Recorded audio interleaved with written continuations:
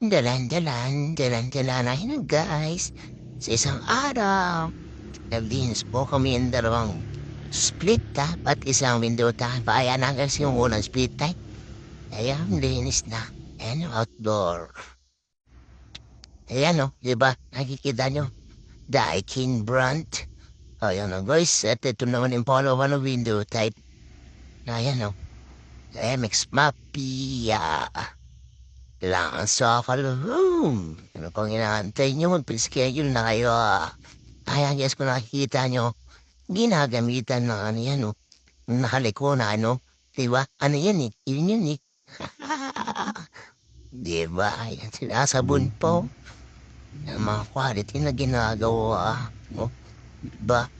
Ang dali nang nilisin po may ganyan ang gamit, oh. Ano pang inaantay nyo? Kahit hindi na baklasin naman ininisan loob niya, no, diba? Quality. At syempre, tapos na yan. Magana na uli yan. At na naman yung bag flow. Ayan, oh. Colin Brad naman. Inasigan na. Ayan yung nakikita nyo, diba? Malilinis yun. Quality talaga naman. At syempre, eto nyo, i-window. Pinamakbaka na yung drain, oh. Ay, ano? Kaya ba, pinabit na yan. Para walang tulo yan. Oh, diba? Quality. Kaya sa mga gusto magpalinis dyan, check nyo na pa yung page namin. Magpa-schedule na kayo. Huwag na kayo magpatumpik-tumpik po.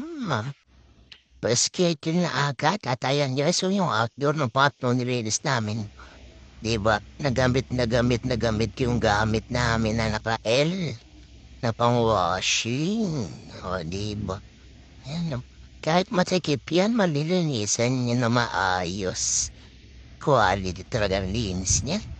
Kaya magpalinis na kayo ng mga aircon niya dyan.